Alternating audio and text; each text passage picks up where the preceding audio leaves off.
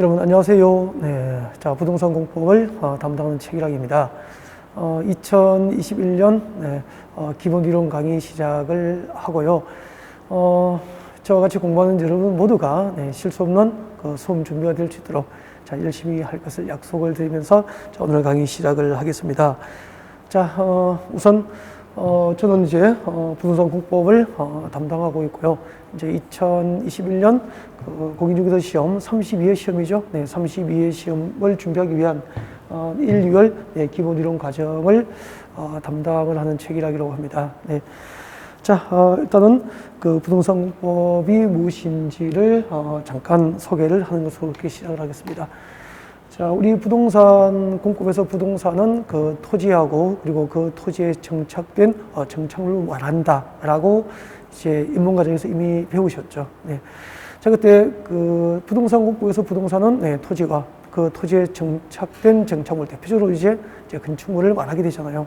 그때 그 부동산 공법에는 그 토지에 관련된 법률 4개, 또 건축물에 관련된 법률 2개, 그렇게 그 토지와 건축물에 관련된 법률 모두 6개 법률로 이제 과목이 구성이 되어 있었습니다. 자, 그 토지를 대상으로 하는 법률이 4개가 있죠. 네. 국토의 계획 및 이용에 관한 법률, 그리고 도시개발법, 도시 및 주거환경정비법, 농지법 이렇게 해서 이제 토지 관련 법률이 이제 4개가 있고요. 그 다음에 또 이제 건축물을 대상으로 하는 법률이 2개가 있었죠. 네. 건축법하고 주택법 이렇게 토지와 건축물에 관련된 6개의 법률로 부동산 공법은 구성이 되어 있습니다라고 했을 겁니다. 자, 그러면 이제 앞으로 우리가 이제 공부하게 될 이 과목에서 어떤 법률들을 공부하게 됐는지 잠깐 살펴보셨고요. 자, 지금부터 본격적으로 이제 부동산 공법 이야기를 시작을 해볼까요? 네. 자, 여러분 여기 자 부동산 공법이죠.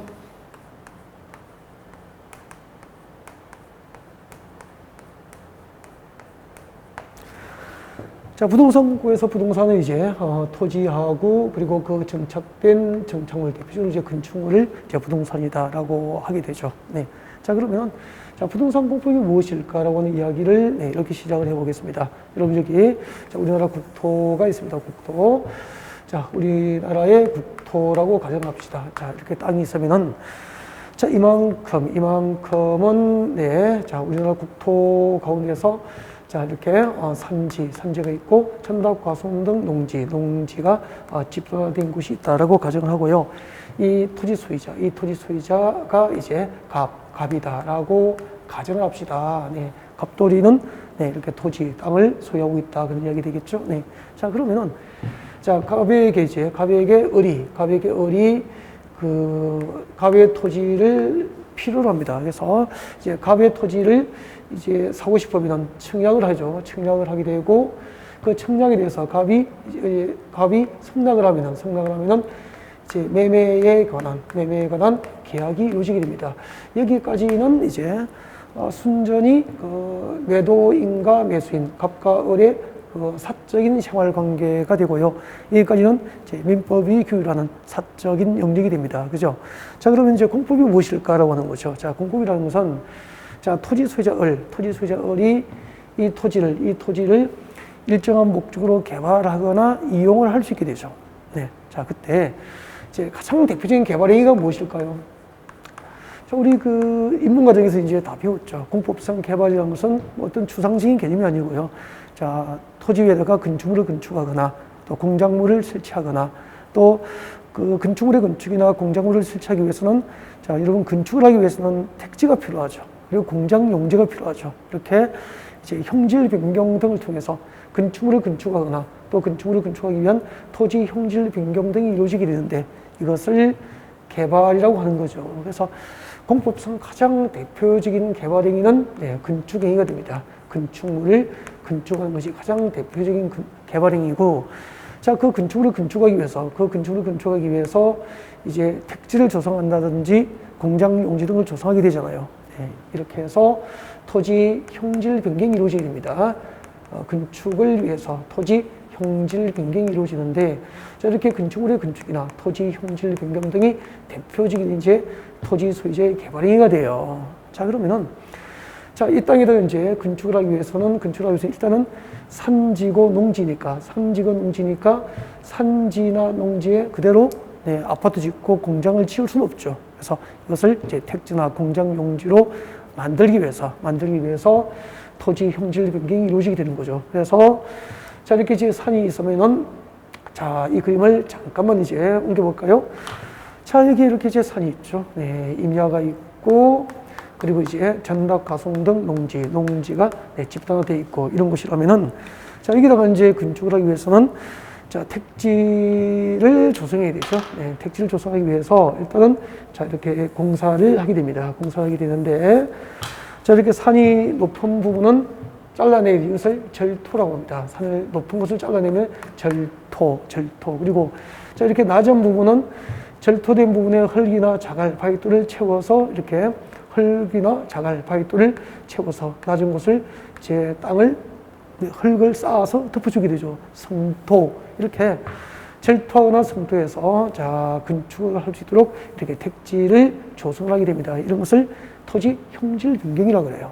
자, 이런 토지 형질 변경은 토지 소유자가 임의로 할 수 없는 게 아니고요. 이런 토지 형질 변경은 도시 계획과 군 계획에 의하지 않고 사적으로 이런 개발 행위가 이루어진다면 이 개발 행위는 허가를 받아야 됩니다. 이 개발 행위는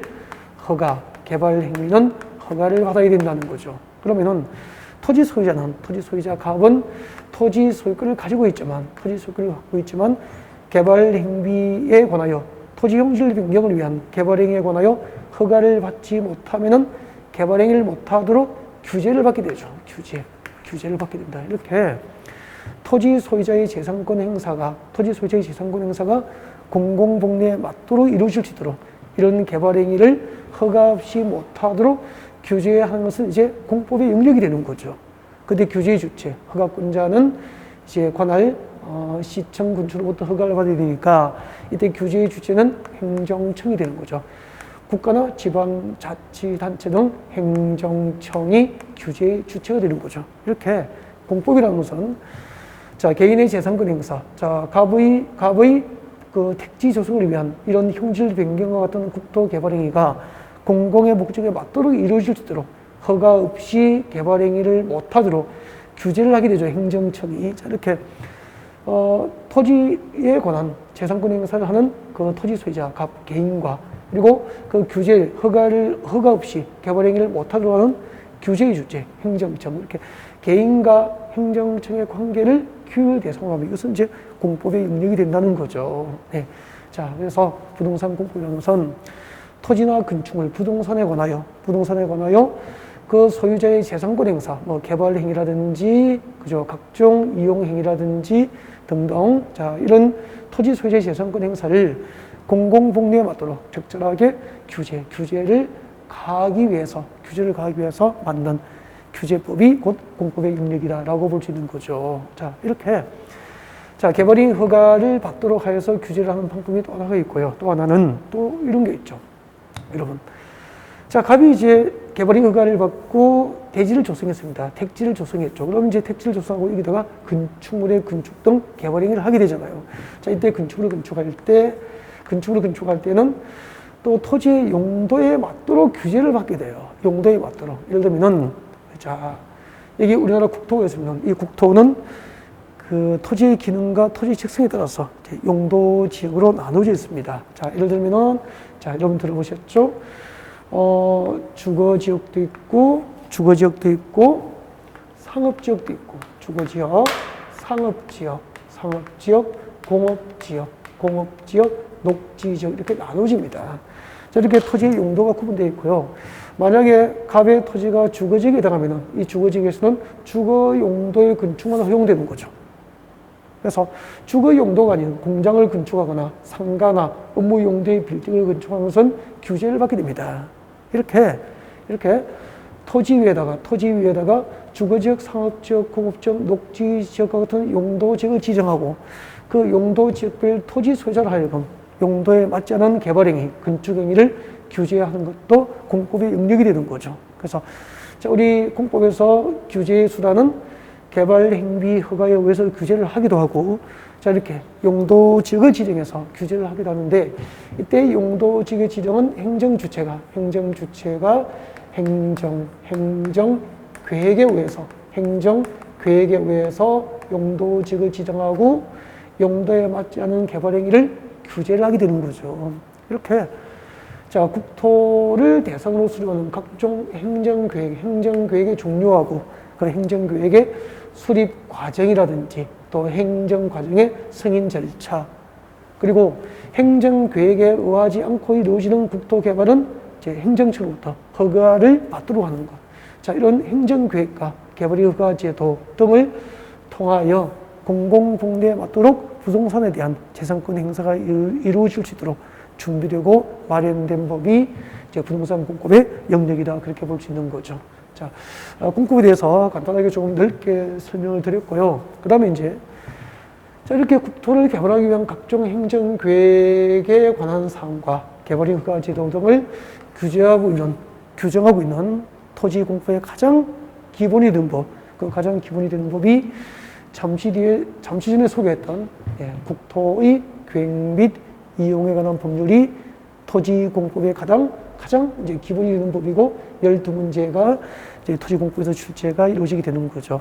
그래서 도시개발법이나 그 도시 및 주거환경 정비법, 그리고 농지법에 대한 이해가 이제 쉬워지려면은 이 국토교육법 기본법에 대한 이해가 전제가 되어야 된다는 거죠. 그래서 앞으로 여러분이 부동산 공부를 공부하시면서 가장 이제 중점을 두고 학습을 해야 될 법률이 이제 국토의 계획 및 이용에 관한 법률이다라고 보셔야 되는 거예요. 그래서 지금부터 이제 토지 공부의 기본이 되는 국토계획법을 이제 본격적으로 이제 강의를 준비를 하게 될 텐데, 자, 이 국토계획법의 핵심 내용이 무엇일까요? 잠깐 한번 볼까요? 자, 우리 국토의 계획 및 이용에 관한 법률, 이 국토계획법의 핵심은, 자, 우리나라 국토죠. 우리나라 전 국토를 대상으로 이 국토를 개발하기 위한 각종 행정계획을 수립하게 됩니다. 그래서 선계획, 먼저 행정계획을 수립한다는 거죠.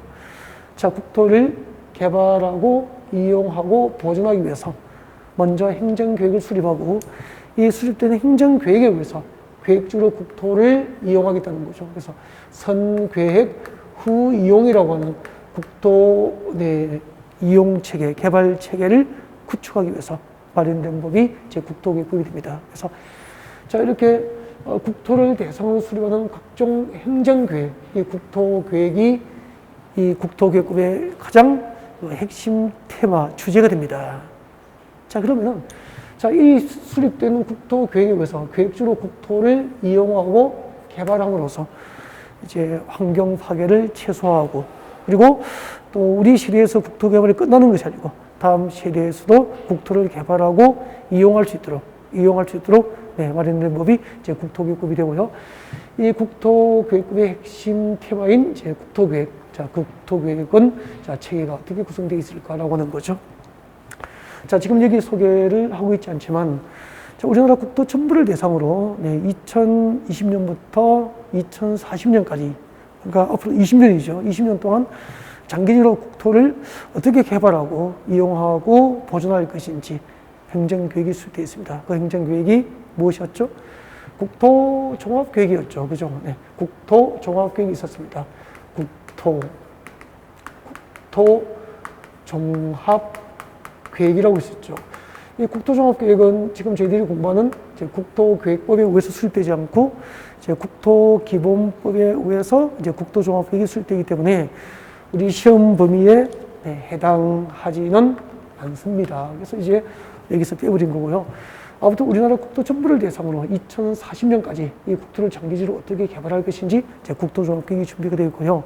이 국토종합계획에 부합될 수 있도록 지금 우리가 공부하는 이 국토계획법에 의해서 이제 광역도시계획과 그리고 도시군계획 중에서 도시군기본계획과 도시군관리계획이 수립되는 거예요.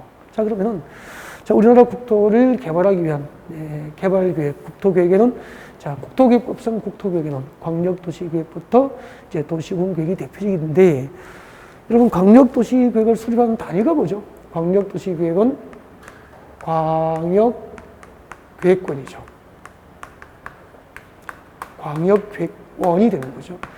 자, 전국 투를 대상으로 하는 국토계획에 국토종합계획이 있다면은 광역계획권 단위로 수립하는 국토계획은 이제 광역도시계획이 됩니다. 근데 이제 광역계획권은 자, 이웃하고 있는 두 개 이상의 도시와 군, 이웃하고 있는 두 개 이상의 도시와 군 관할구역, 정보나 일부를 하나의 단위로 묶어주면 광역계획권이 되는 거죠. 예를 들면은, 자, 여러분 여기 서울입니다. 서울.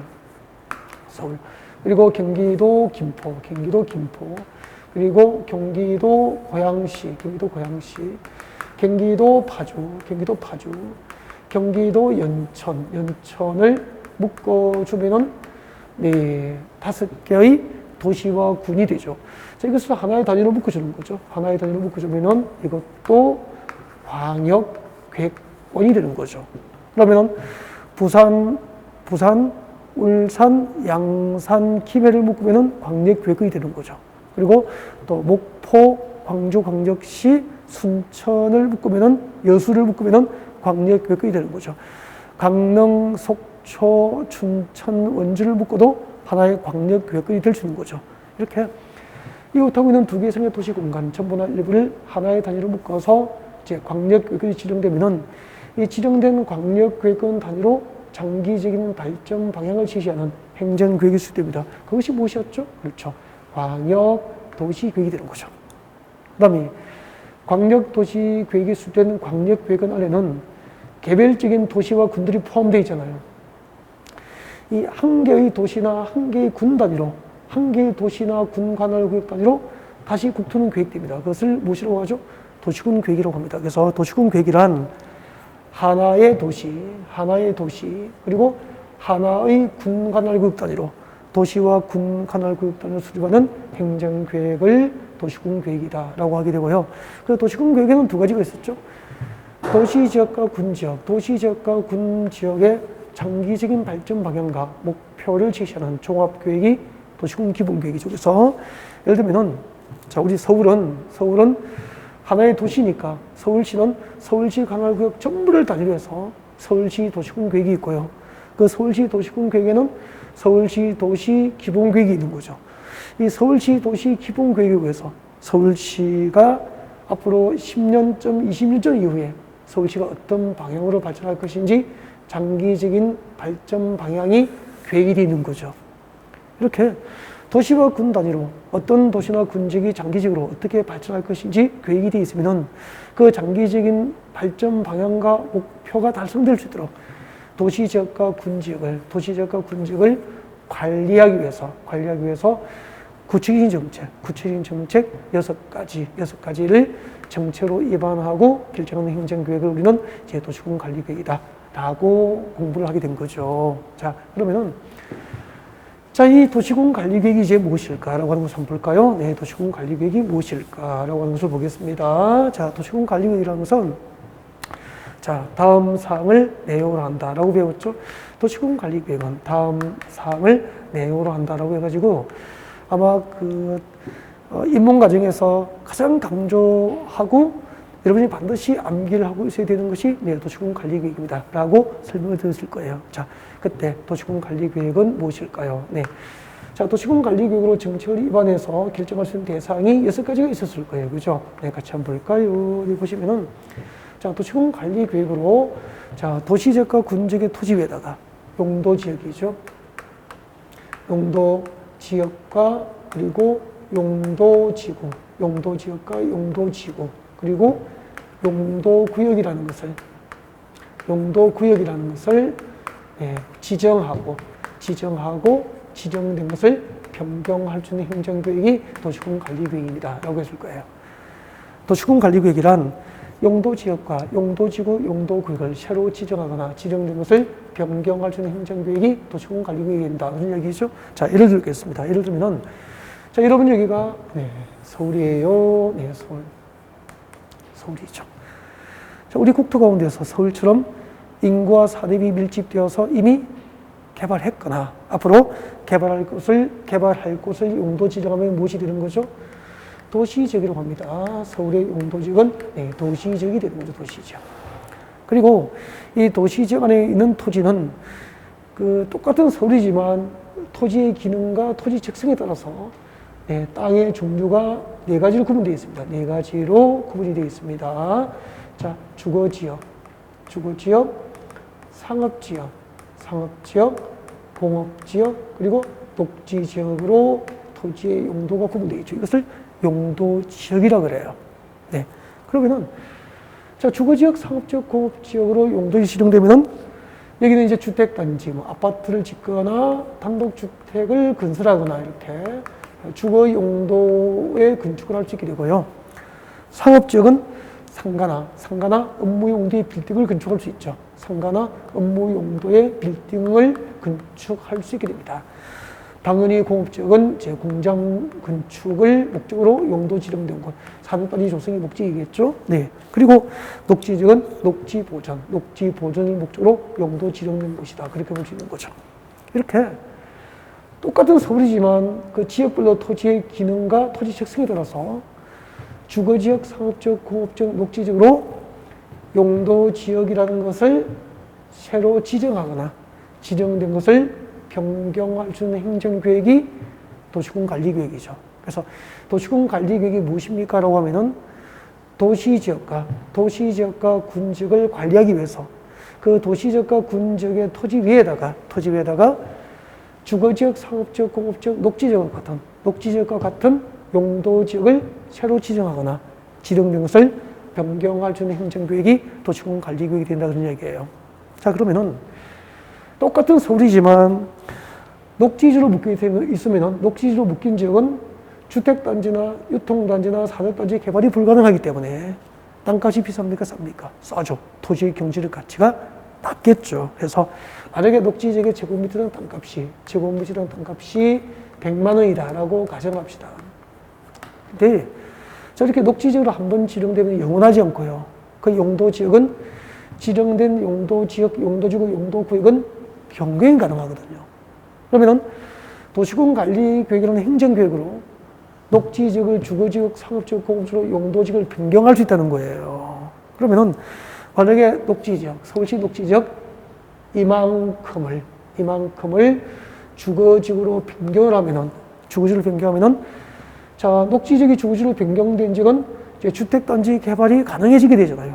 그러면은 토지의 경제적 가치는 올라갑니까? 내려갑니까? 토지의 경제적 가치는 올라가게 되죠. 이렇게 해서 제곱미터당 땅값이 100만 원이 1천만 원이 된다면은 땅값이 1,000만 원이 오르게 된 거잖아요. 땅값이 10배가 오르게 되잖아요.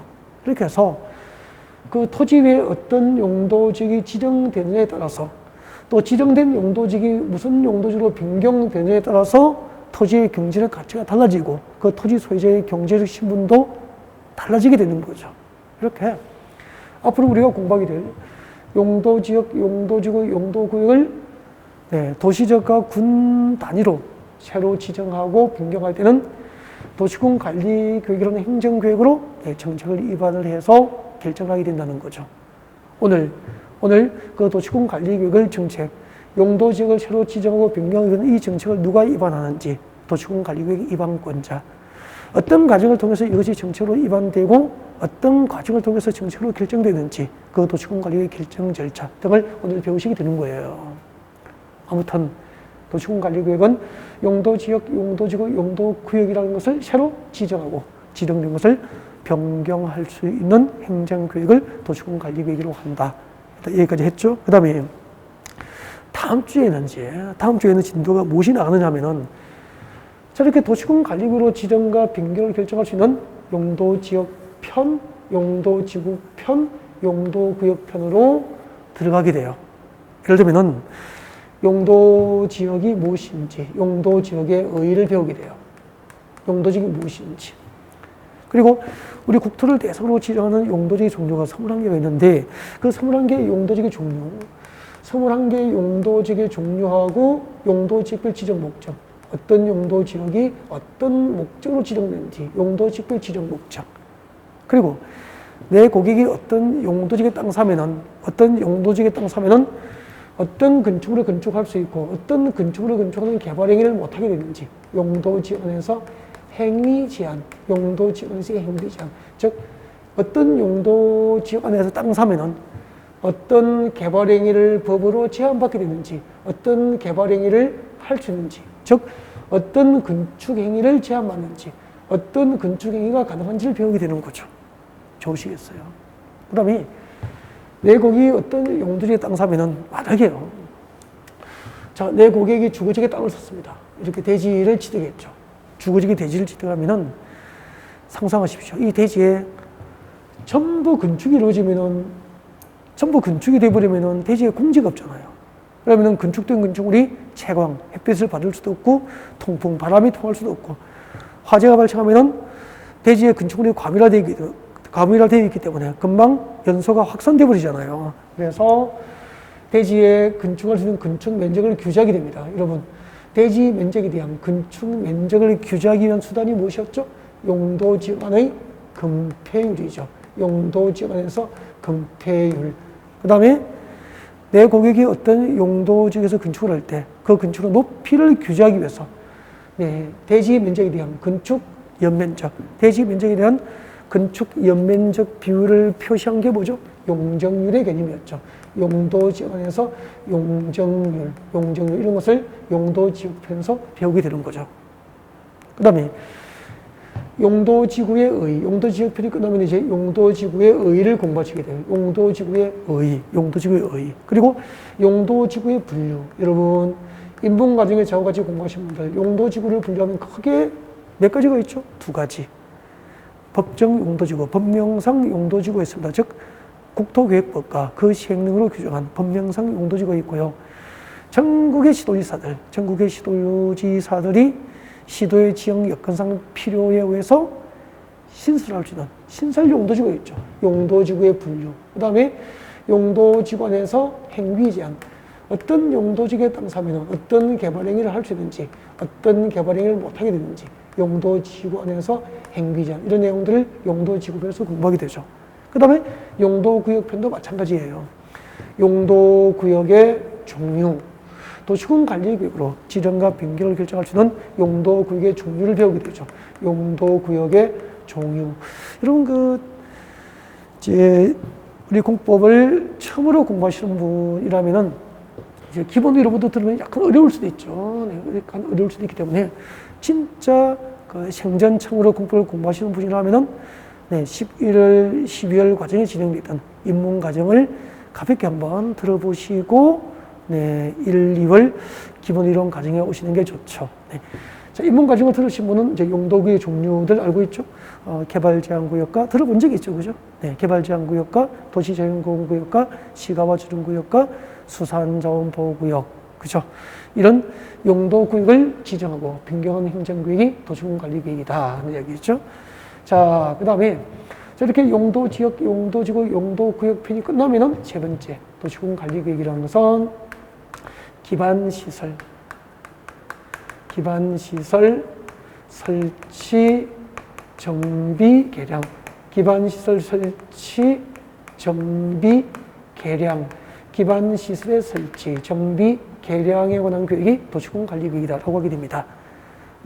도시군관리구역이란 기반시설을 새로 설치, 정비, 개량할 수 있는 행정구역이라는 거죠. 자, 그때 기반시설이 무엇이었죠?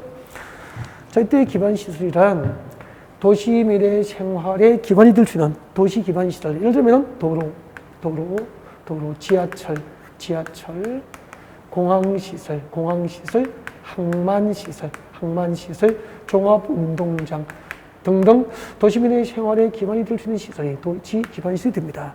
자, 이런 도로, 지하철, 공항시설 등 도시 기반시설을 도시재가 군지역에 설치하려면 도시군관리구역으로 정책을 입안해서 그 설치, 정비, 개량을 결정하게 되는 거죠. 예를 들면 서울 지하철을 설치한 것은 기반시설 설치예요.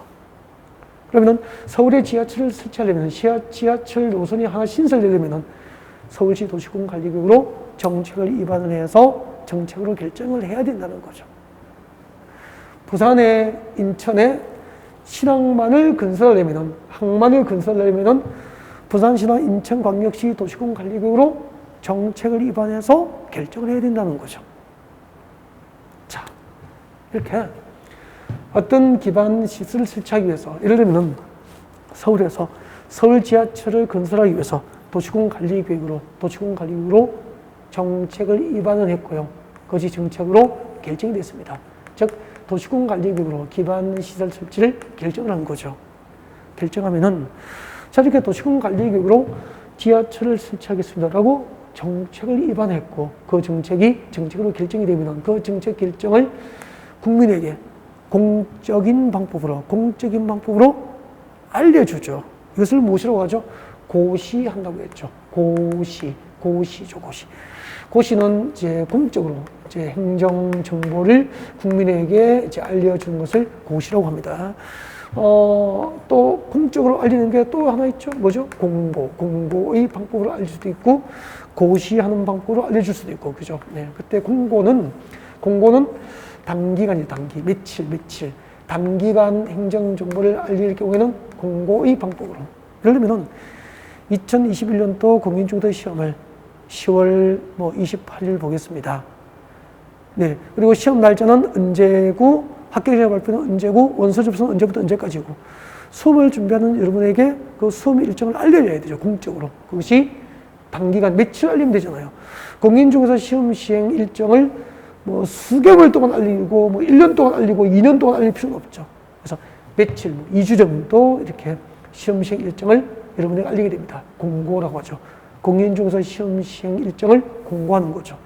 고시는 장기죠, 장기간 행정 정보를 알릴 경우에는 고시의 방법으로, 단기간 알릴 때는 공고의 방법이라고 했을 거예요. 그리고 이때 공고하고 고시를 어디에 하죠?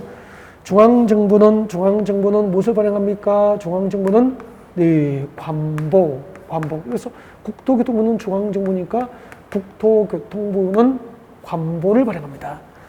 그 국토교통부 장관이 도시군 관리를 결정하면은, 정책을 결정하면은 국토교통부에서 발행하는 관보에 게재하는 방법으로 고시가 이루어지고요. 그리고 지방자치단체는 공보를 발행하고 지방자치단체장이 도시군 관리를 결정하면은 그 도시군 관리계획 결정 사항을 자치단체가 발행하는 공보에 게재하는 방법으로 이제 고시를 하게 되는 거죠. 네. 자,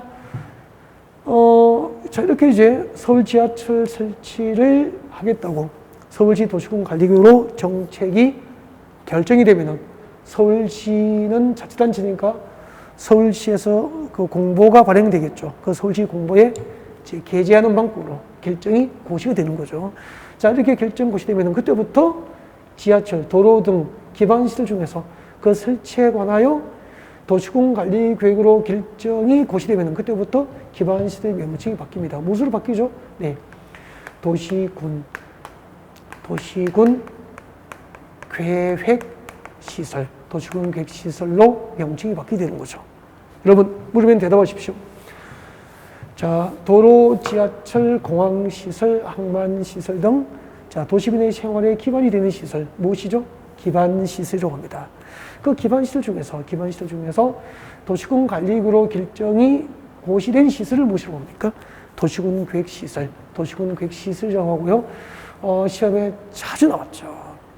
그래서 도시군 계획시설이란 기반시설 중 도시군 관리계획으로 결정된 시설을 말한다. 이게 도시군 계획시설이 되고요. 자, 이런 도시군 계획시설을 이제 설치, 정비, 개량하는 사업을 도시군 계획시설 사업이라고 하는 거죠. 그래서 자, 서울에서 도로를 건설하고 서울 지하철을 만들고 또 인천에서 신항만을 조성하고 이런 것은 전부 그 도시의 도시군 계획시설 사업이 되는 거죠.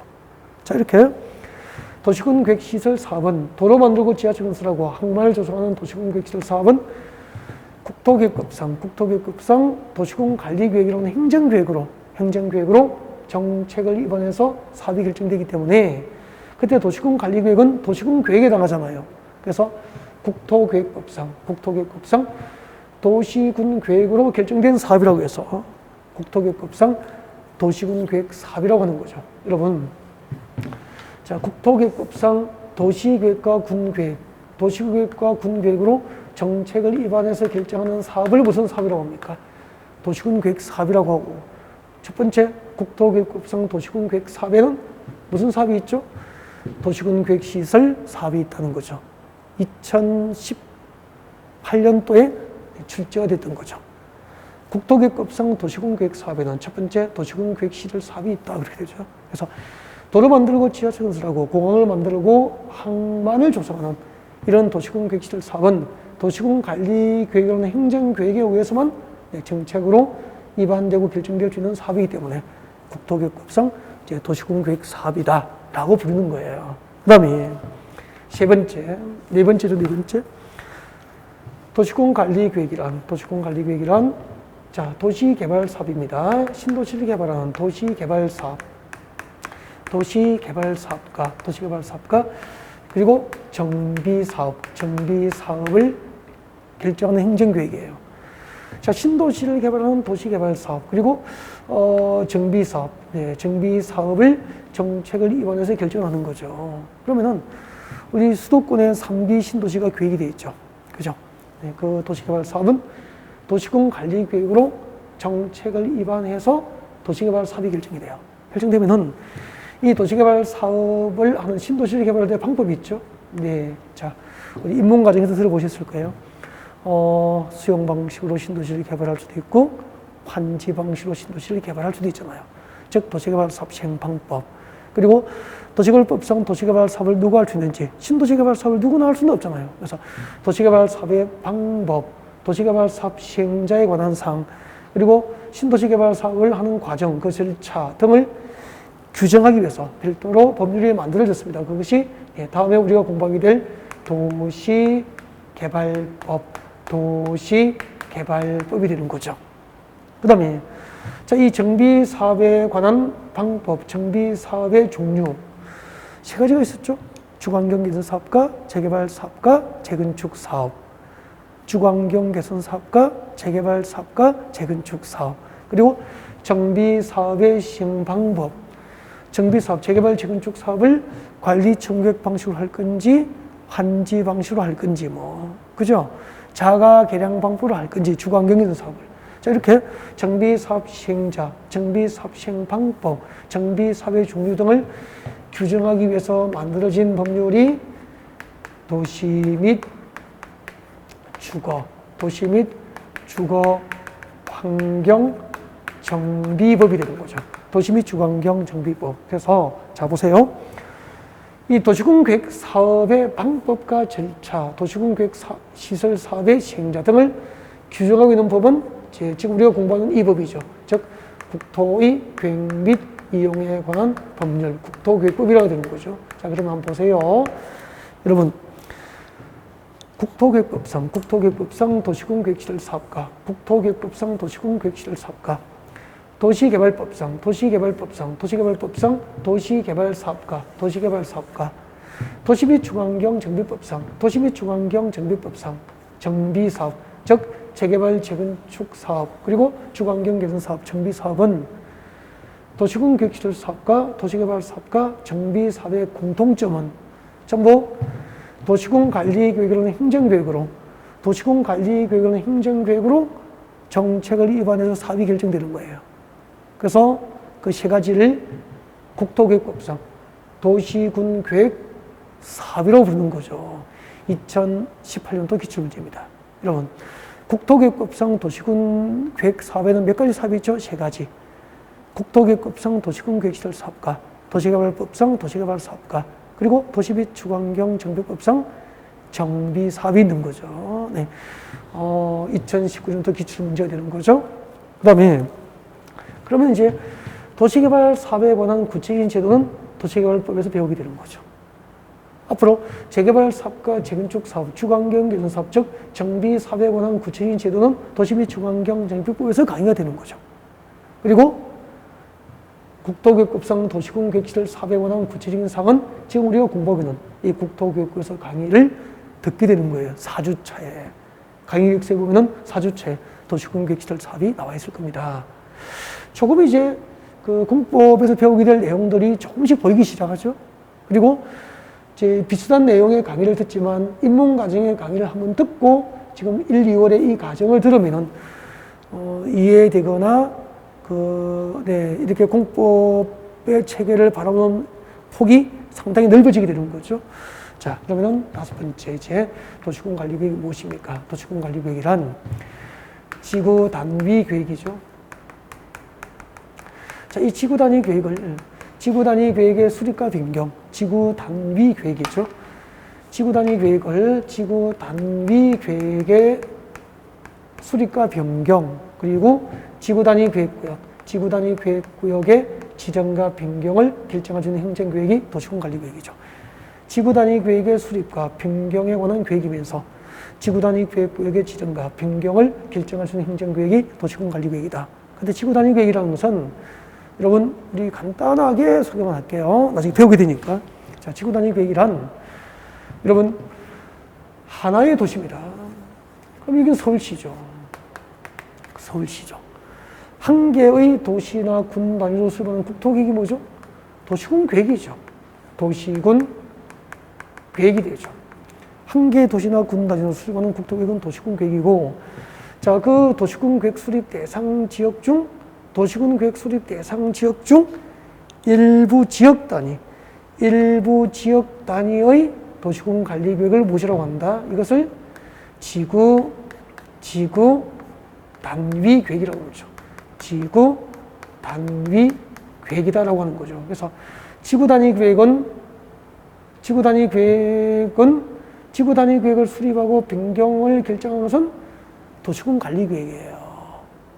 단 지구 단위 계획도 이렇게 도시군 관리 계획 중 한 개인데, 도시군 관리 계획의 일종인데 하나의 도시나 군 관할 구역 전부가 아니고 도시 또는 군 관할 구역 중 일부 지역 단위의 도시군 관리 계획을 지구 단위 계획이라고 하고, 그 지구 단위 계획을 수립하기 위해서 지정하고 변경하는 것을 도시군 관리구로 결정하여 고시된 구역을 지구 단위 계획 구역이라고 부르는 거죠. 이런 지구 단위 계획의 수립과 변경을 결정하고 또 지구 단위 계획 구역의 지정과 변경을 결정할 수 있는 행정계획이 도시군 관리 계획이다. 그렇게 되는 거죠. 그 다음에 이제 여섯 번째 마지막이죠. 도시군 관리 계획이란, 자, 입지 규제 최소 구역이에요. 입지 규제 최소 구역의 지정과 변경, 입지 규제 최소 구역의 지정과 변경, 그리고 입지 규제 최소 구역 계획의 수립과 변경 등을 이제 결정할 수 있는 행정계획을 도시군 관리 계획이라고 합니다. 그래서 우리나라 국토를 대상으로 하는 이제 행정계획을 쭉 소개를 한 거죠. 자, 국토계획부상 국토계획에는 제일 위에 뭐가 있죠? 맨 위에 광역도시계획이 있죠. 맨 위에 이제 광역도시계획이 있고요. 그 밑에 도시나 군 단위로 이제 도시지역과 군지역의 장기적인 발전 방향과 목표를 제시하는 도시군 기본계획이 있고, 그 도시군 기본계획에서 장기적인 발전 방향과 목표를 제시하면은 거기에 맞도록, 거기에 부합될 수 있도록 도시와 군지역을 관리하기 위한 도시군 관리 계획이 있고요. 그 도시군 관리 계획 안에 이제 지구 단위 계획이나 입지 규제 최소 구역 계획이 있는 거죠. 그러면은 광역도시 계획부터 지구 단위 계획이나 입지 규제 최소 구역 계획까지의 관계는 수평적인 관계가 아니고요. 네. 상위 계획과 하위 계획, 즉 상하 수직적 관계라고 보시면 돼요. 그러면은 당연히 도시군 관리 계획보다 도시군 기본 계획과 광역도시 계획은 상위 계획이니까 광역도시 계획과 도시군 기본 계획이 수립되어 있는 지역이라면은 도시군 관리 계획으로 이거 6가지 정책으로 입안을 할 때는 그 상위 계획에는 광역도시 계획과 도시군 기본 계획에 부합될 수 있도록 이 6가지 정책이 이제 정책으로 입안되고 결정이 되어야 되는 거죠. 네. 앞으로 국토계획부에서 배우게 될 용도지역편, 용도지구편, 용도구역편, 그리고 도시군 계획 시설 4대 관한 사항, 네. 그리고 지구단위 계획과 입지 규제 최소구역 등을 여러분께 소개를 한 거고요. 그 도시군 관리 계획 중에서 도시개발 사업은 도시개발법에서 학습하고, 정비 사업에 관한 사항은 도시 및 주거환경 정비법에서 학습을 하게 된다는 거죠. 지금까지 그 토지공급의 기본이 되는 국토계획법상 행정계획의 체계, 행정계획 체계를 여러분에게 소개를 드린 거예요. 네. 갈수록 이제 그 부동산 공부의 난이도가 높아지고 있는 추세고요. 예를 들면은 그 2020년에 31회 시험이고, 여러분은 지금 32회 시험을 준비하세요, 여러분이. 그럼 직전에 31회 시험, 31회 시험은 이제 전체 우리 공부에 40문제 나오잖아요, 그죠? 네, 40문제가 나오는데 그 중에서 10문제 정도가요. 개인에 따라서 조금 보기에 따라 다르지만 제가 볼 때 한 10문항 정도는 작정을 하고 나온 문제예요. 그래서 교재에 없습니다. 교재에 다루지 않은 내용이거나 배우지 않은 게 나왔다는 거죠. 그 다음에 난이도가 상이었어요. 최상이었죠. 그러면은 너무 난이도가 높아도 배워도 못 풀 수 있는 거잖아요. 교재에 없으니까 배우지도 못한 것도 나올 수 있다는 거죠. 이게 10문제 4배라는 거예요. 근데 분명한 것은 40문제 중에서 10문제가 배우지 않거나 난이도가 높은 문제라면 나머지 30문제 정도는 난이도가 중이거나 하인 문제였다는 거죠. 그러면은 안 배운 거 틀리고, 그죠? 난이도가 턱없이 높은 거, 작정하고 낸 거 틀리고, 이것은 운이에요. 틀리고 맞고는. 우리는 30문제 출제가 늘 이루어지는 중하에 해당하는 이 범위를 공부하면 실수 없는 수능 준비가 될 수 있다는 거죠. 그래서 여러분 그 기본서를 받아보시고 놀랬죠. 네. 이렇게 분량이 많을 줄이야. 800페이지 분량이잖아요. 이 중에서 출제 우리가 맞출 수 있는, 공부를 해서 우리가 맞출 수 있는 30문제의 범위는 한 230페이지, 230페이지로 줄여줄 수 있어요. 230페이지밖에 안 된다는 거죠. 예를 들면 20년에 한 번 나오거나 30년에 한 번 나오는 영역을 해야 될까요? 빼야 될까요? 빼야죠. 다 하면은 감당을 못 하는 거죠. 그래서 나올 것을 선택하자. 그리고 그 부분에 집중해서 최소한의 노력으로 실수 없는 수능 준비가 될 수 있도록 하자. 제가 강의를 하는 포인트는 여기에 있다는 겁니다. 네. 그 강의를 워낙 오래 했기 때문에 지금 뭐 공인중개사 강의만 이제 3년 차, 4년 차 된다고 했죠. 네. 목소리가 그렇게 낭낭하지를 못해요.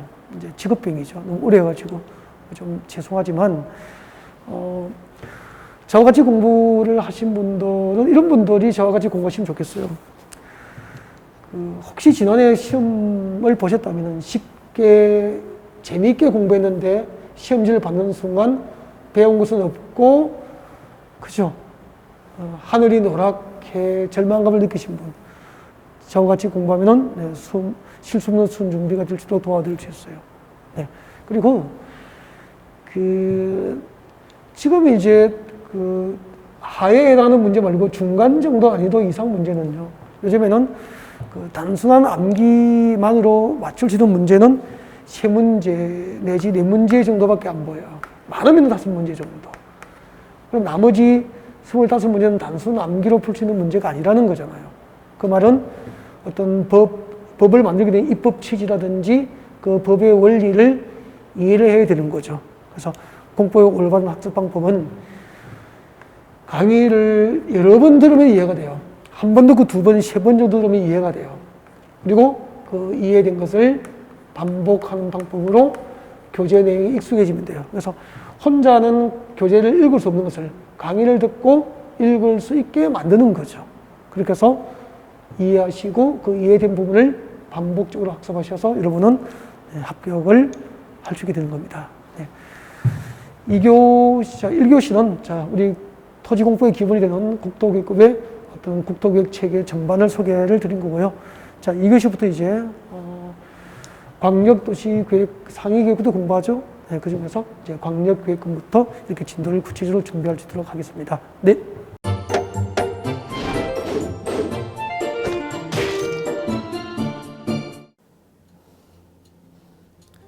안녕하세요. 부동산 공법을 강의하는 고상철입니다. 자, 제가 이번 시간에 말씀드릴 건 뭐냐면 공인중개사를 여러분이 공부하시다 보면은 여러 가지 자료들, 뭐 OX 문제라든지 어떤 요약된 집약된 자료, 뭐 PPT 자료 이런 것들이 많은데 그 일일이 출력하다 보면 여러분들이 보관하고 하는데 불편함이 있어서 그런 것들을 좀 약간 또 해소도 하기 위해서 또 다른 사람들하고 커뮤니티도 뭐 할 수 있기 때문에 저희는 네이버 밴드라는 어플을 좀 활용할 건데요. 그 네이버 밴드에다가 자료를 올려놓은 거를 내가 다운을 받고 내가 보는 방법에 대해서 알려드릴 테니까 이 부분에 대해서 제가 시작하는 거 똑같이 따라 하시면 설치부터 사용 방법까지 말씀드릴 테니까 그대로 따라오시면 됩니다. 자, 1단계 네이버 밴드 어플을 다운받습니다. 자, 그럼 네이버 밴드 다운을 어떻게 받냐? 자, 플레이스토어 우리 안드로이드 버전으로 갈게요. 그래서 플레이스토어를 누르시면 화면이 바뀌면서 지금은 이제 컴퓨터 화면을 제가 이제 좀 크게 보이게끔 해놓은 거라서 여러분 핸드폰에는 아마 맨 위에 여기 검색창이라는 게 있을 건데 여기다가 제목을 넣는 거예요. 제목을 뭐라고 쓰냐면 네이버 밴드 아니면 밴드 이렇게 쳐도 돼요. 밴드 치면 제일 상단에 나오죠. 그래서 이제 네이버 요 밴드가 요 초록 색깔 바탕에 B자예요. 밴드. 그래서 이제 여러분은 설치 누르시면 됩니다. 자, 2단계 그럼 네이버 밴드를 일단 들어가셔야 돼요. 들어가서 검색하기 전에 밴드 어플을 누르면 위측 상단에 이 돋보기 모양이 있을 거예요. 이 돋보기 모양을 누르기 전에 우리가 이제 검색을 해야 되잖아요. 누르시면 검색 컨트롤 가요. 여기다가 우리 공수모라고 치면 돼요. 공수모 치고 엔터 치면 이제 그동안 이제 우리 공수모 관련된 게 나올 건데 제일 상단에 있을 겁니다. 그래서 여기 네이버 33개가 밴드가 나왔는데 그 중에 여기가 1등이죠. 자, 그럼 이제 3단계 해당 공수모 밴드로 들어갔습니다. 그럼 들어가시게 되면 가장 첫 화면에 공인중개사 수험생 모임이거든요. 원래 그 수험생들만 위한 모임이기 때문에 시험 정보하고요. 어떤 자료들이 있어요. 뭐 OX 문제, 뭐 오지선다 문제, 그리고 이제 요약된 자료들 그런 거 공부할 수 있는 활용하는 어떤 밴드고요. 이 강의와 관련된 어떤 특강이 있다거나 할 때 공지사항 같은 거 그리고 지속적으로 교수님들께서 자료를 올려드릴 거기 때문에 요 관련된 자료 관련된 거 어떤 거 있는지 잠깐만 한번 보겠습니다.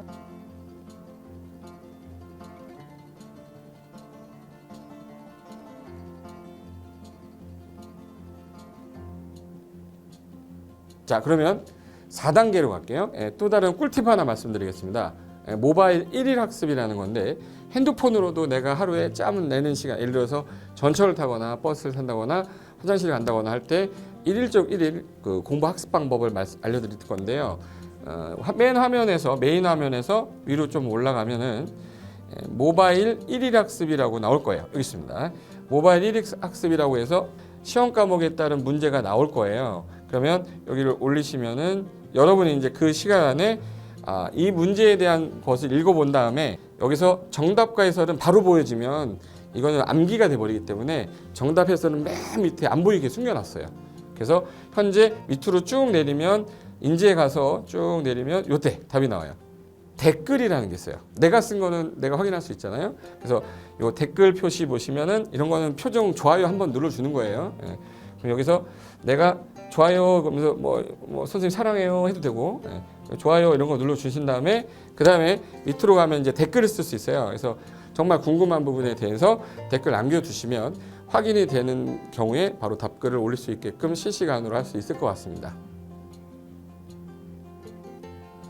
자, 지금까지 과정과 같이 공수모 밴드예요. 공인중개사 수험생 모임 밴드를 줄여서 우리 공수모 밴드라고 하는데 이렇게 가입하시면 여러 가지 자료들 업데이트되는 거 개정되는 부분 신속하게 받아들일 수 있기 때문에 아마 여러분 학습하는데 도움이 많이 될 겁니다. 그래서 꼭 가입하셔서 좋은 자료도 받고 매일매일 학습하시면서 도움 되셨으면 좋겠고요. 자, 여러분의 합격을 진심으로 기원하겠습니다.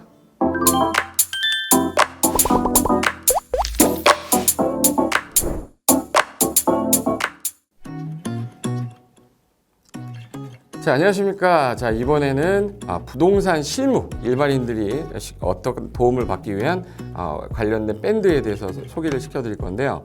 일단은 검색창에다가 여기 365 부스라고 치시면 돼요. 365 부스인데 365일 부동산 스터디라는 밴드예요. 네이버 밴드인데 요 365 부동산 스터디라는 밴드 일단 이거 클릭하시면 현재는 이제 4만 명 정도 되는 밴드인데요. 우리가 일반인들이 어떤 부동산 정보를 습득하는 데 있어서 이 정보를 얻기가 되게 쉽지가 않습니다. 내가 어딘가를 찾아본다고 해서 잘 찾을 수 있는 것도 아니고, 어떤 전문가들이 하는 말들이 이 친밀성이 있는 건지 아닌지에 대해서도 우리가 잘 믿을 수가 없는 거기 때문에 그런 정보를 그래도 좀 손쉽게 찾아볼 수 있게끔 저희 이제 이 밴드에 구성된 전문가들이 정보를 좀 제공해 주는 거기 때문에 아마 유용하게 활용할 수 있을 거고요. 내가 부동산 중에 토지를 좀 알고 싶다, 또는 상가를 좀 알고 싶다, 또는 나는 내 집 마련을 위해서 청약이 좀 궁금하다. 근데 그게 솔직히 어디 가서 물어보거나 어떤 정보를 찾기 쉽지 않아서 그것 때문에 만들어진 밴드라고 보시면 돼요. 그래서 365일 내내 부동산을 어떤 공부한다는 취지로 밴드에 들어오셔서 질의응답도 하시고 궁금한 사항에 대해서 예를 들어 문의를 하시면 저희가 관련된 정보를 또 제공해주는 그런 밴드라고 보시면 되겠습니다. 어떤 밴드냐면 한번 보시면은 지금 현재는 공지사항이 제일 먼저 나올 건데요. 이 공지사항은 기존에 있던 오프라인이 어떤 강좌가 있으면 그 강좌에 관련된 거 세미나라든지 그래서 평소에 이제 우리가 이제 접하지 못했던 강의들 있죠. 이렇게 진행이 된다라는 거 공지를 좀 하는 그런 내용들이고요. 하나 좀 더 올리면 자 이제 우리 교수님이에요. 교수님 중에 상가 교수님이 최근에 예를 들어서 법이 바뀌었어요.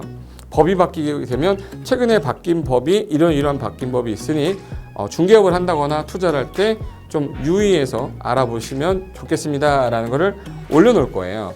기존에 올려놓은 자료가 있으면 또 찾아보시면 되는 거니까 이렇게 해서 계속 밴드에서 소식을 받으시면 실전에 굉장히 도움을 많이 받을 거라고 예상합니다. 부동산 관련된 내용 중에서 하나 더 보시면 이제 랜드프로에서 직접 우리 프로그램 만들고 있어요. 그래서 부동산 까발리기, 부동산 부티크 이런 팁이 관련돼서 부동산 팁 있죠.